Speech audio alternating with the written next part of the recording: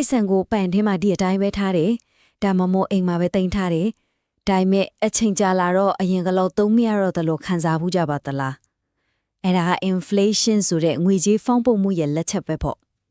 ့ကဲဒီရှင်းလင်းတင်ဆက်မှုမှာတော့အဲ့ဒီလိုတိတ်တဆိတ်ပိတ်ဆံတန်ဖို့ကိုလာစားနေတဲ့အရာကနေကိုယ့်ရဲ့ဥစ္စာရဏကိုဘယ်လိုကောက်ွယ်မလဲဆိုတာကိုအဲ့ဒီသူလေးလာကြည့်ကြရအောင် ဒါဆိုရင်အဓိကမိကုနာသားပါပ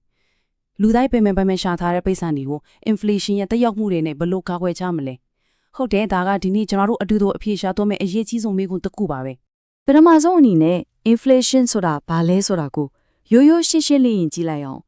စဉ်းစားကြည့်ပါ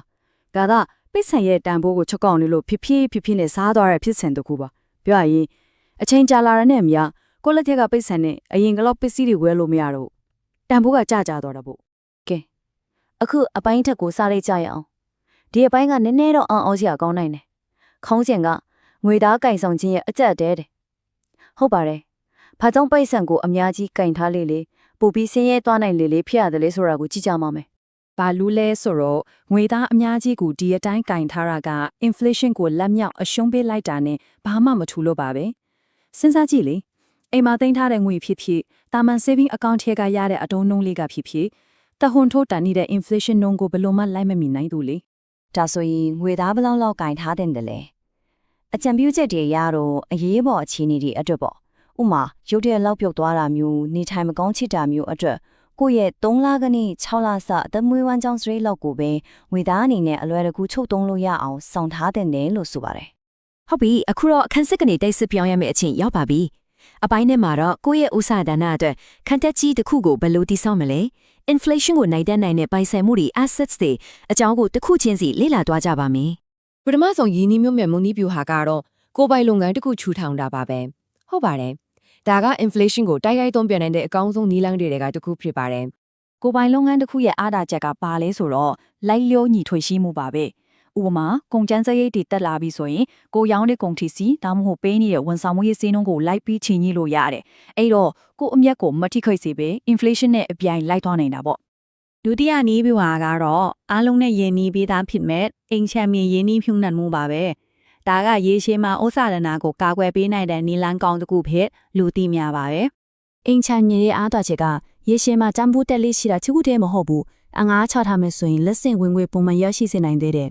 ဒါပေမဲ့တတိပြောရမယ့်အချက်နှစ်ချက်ရှိပါတယ်တက်ကဒါဟာရေတော်လုံးမဟုတ်ဘူးရေရှည်အမြင်ရှိဖို့လိုတယ်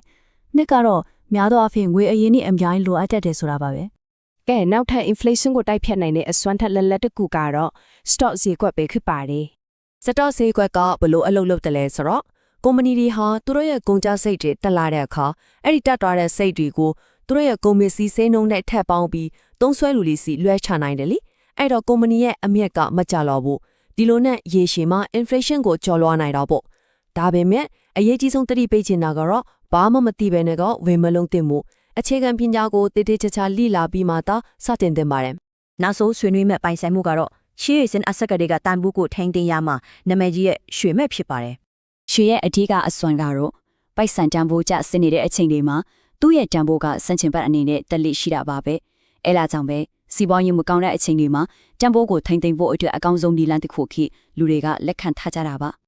ကဲအခုအရေးကြီးဆုံးအပိုင်းဖြစ်တဲ့အပိုင်း3ကိုရောက်လာပါပြီဒီအပိုင်းမှာတော့ငွေကြေးဖောင်းပွားမှုကိုတိုက်ဖြတ်နိုင်မဲ့အစွမ်းထက်ဆုံးအဓိကအကြောင်းဆုံးလှူရှားမှုအကြောင်းပြောပြသွားမှာပါ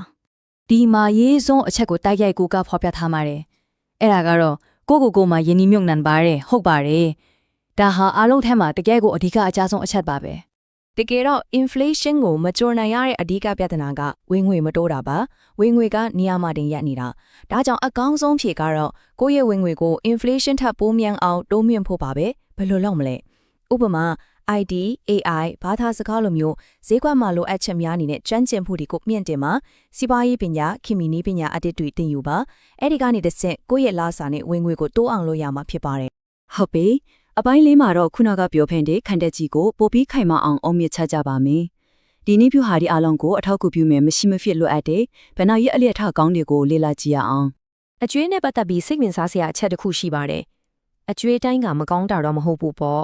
ဥပမာကို့မှာအတိုးနှုန်းတေချာရဲ့ချီးငွေ fixed interest loan ခုရှိတဲ့ဆိုရင် inflation အများမြင့်နေတဲ့အခါအဲ့ဒီအကျွေးရဲ့တကယ်တန်ဖိုးကပြန်ပြီးလော့သွားတယ်လို့ဖြစ်တတ်ပါတယ်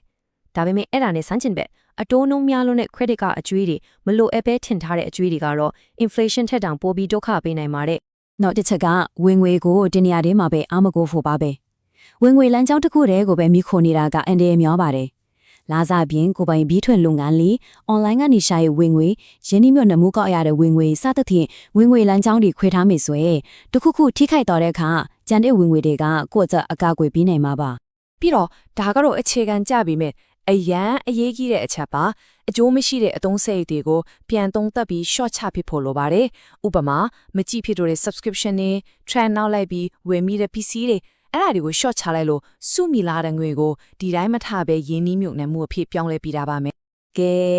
အခုဆိုရင်နောက်ဆုံးအပိုင်း9ကိုရောက်ပါပြီဒါကတော့ဒီနေ့ပြောခဲ့တာတွေအားလုံးကိုအနှစ်ချုပ်အနေနဲ့ပြန်မှတ်မိလွယ်အောင်စစ်ဆေးရမယ့်အချက်များစာရင်းလေးပါပဲမှတ်မိလွယ်အောင်အေးကအမူလီတွေကိုအတော်ချုပ်ပြန်ကြည့်ရအောင်နံပါတ်1ငွေသားအများကြီးမကင်ပါနဲ့နံပါတ်2တန်ဖိုးတက်နိုင်တဲ့ပိုင်ဆိုင်မှုတွေကိုဝယ်စုပါနံပါတ်3ကိုယ့်ရဲ့ကျွမ်းကျင်မှုတွေကိုအမြဲတိုးတက်နေအောင်လုပ်ပါနံပါတ်4ဝင်ငွေတိုးအောင်တက်ကြွစွာဆောင်ရွက်ပါပြီးတော့နောက်ဆုံးအချက်ရရကိုရေရှည်အမြဲတမ်းကြည့်တတ်ဖို့လိုပါတယ်ဒီအကြောင်းအရာတွေအားလုံးလေ့လာပြီးတဲ့နောက်မှာတော့ကိုပြန်မေးရမယ့်မေးခွန်းတစ်ခုနဲ့အဆုံးသတ်ချင်ပါတယ်အခုဒီအကြောင်းအရာကိုနားချောင်ပြီးတာနဲ့ inflation ကိုကာကွယ်ဖို့အတွက်ဒီနေ့ချက်ချင်းစလုပ်နိုင်တဲ့ပထမဆုံးခြေလှမ်းကဘာဖြစ်မလဲအဲ့ဒီအကြောင်းကိုစဉ်းစားကြည့်စေချင်ပါတယ်